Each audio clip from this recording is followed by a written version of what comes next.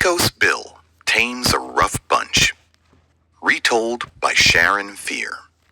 Illustrated by Brent Campbell. One day, a teensy-weensy boy landed in Texas. He was bumped off his parents' wagon as it crossed the Pecos River. Well, guess what? That teensy-weensy boy grew up to be the roughest, toughest cowboy in Texas, Pecos Bill.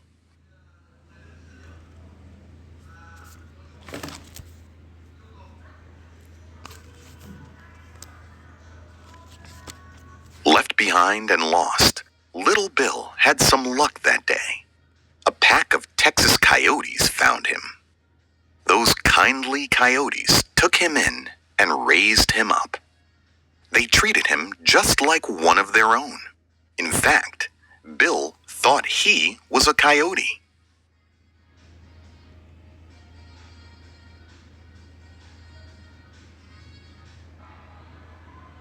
Then, another kindly Texan, a man this time, pointed out that Bill was not a coyote.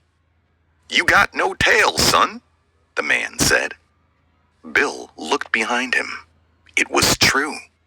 From then on, Bill started acting more or less human. He put on shoes. He stopped howling at the moon. Bill started working on ranches, where he got acquainted with many friendly humans. In fact, Texans were so kind to Bill that he decided to pay them back.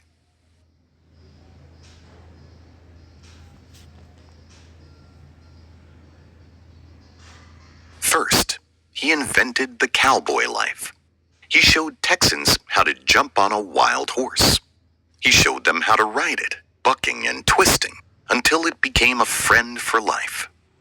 Some folks say he made the first lasso. Other folks say he created the roundup and the rodeo. Then, Bill started rounding up robbers and running them off. Before long, there was hardly an outlaw left in the state.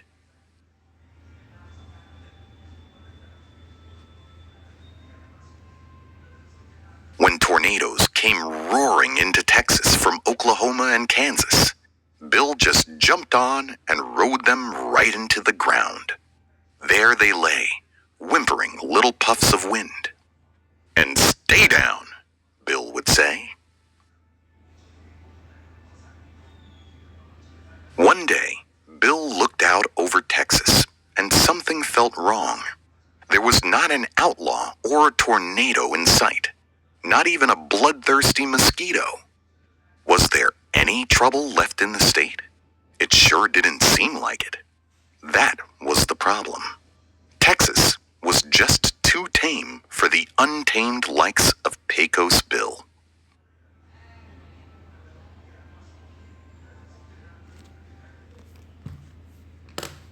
"I hate to leave Texas," Bill thought, "but I need something to do. I'll push on west and set up a brand new ranch." Bill rode out of Texas. He didn't know a single soul this far west, but he did know he needed cowhands to help him build a new ranch.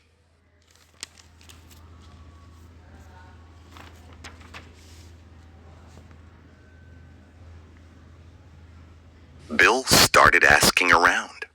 "I want folks as untamed as I am," he said.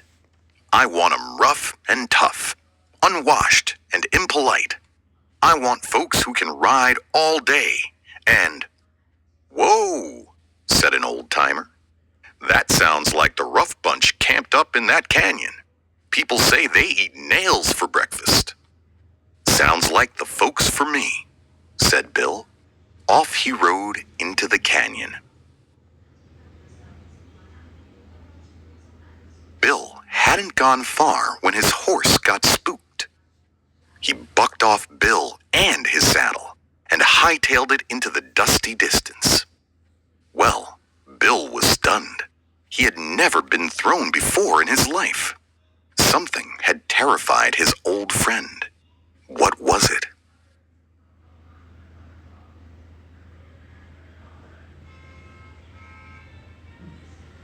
Just then, a rattlesnake of unbelievable size rose up in Bill's path.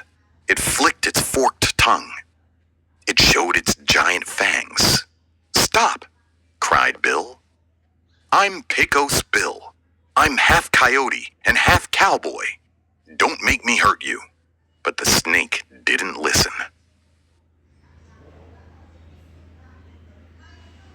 Now, Bill was always fair, so he let the snake have the first bite.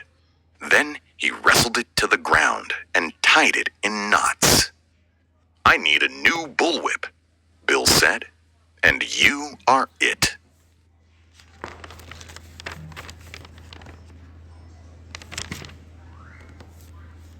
Just then, a wildcat of unbelievable size rose up in Bill's path. It roared and screamed. It showed its giant fangs. "Whoa!" cried Bill. "I'm Pecos Bill. I'm half coyote and half cowboy. Don't make me hurt you."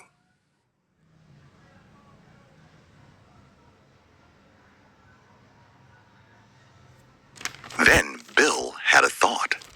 He needed a ride. He threw his saddle on the big cat's back.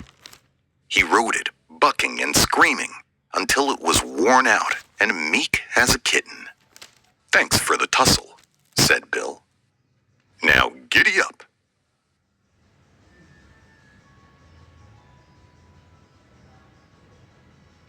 Bill rode on until he saw some men around a campfire. They were as big as grizzlies and twice as hairy. They were boiling up beans and coffee.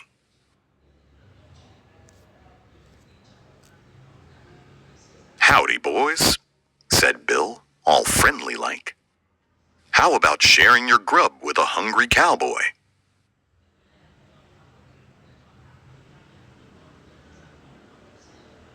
Bill reached bare-handed into the boiling pot. He grabbed some beans and swallowed them. He tipped up the coffee pot and gulped down the boiling brew. Then he picked a spiny cactus and wiped his chin with it.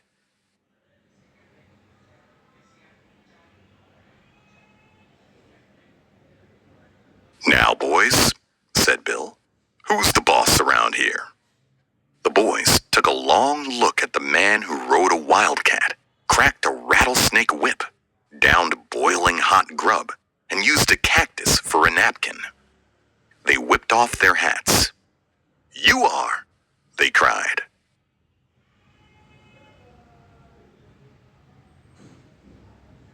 From then on, that rough bunch followed Bill like puppies. They helped him build one ranch and then another. Those ranches exist to this very day. You can see them on a map. One is called Arizona. The other is called New Mexico.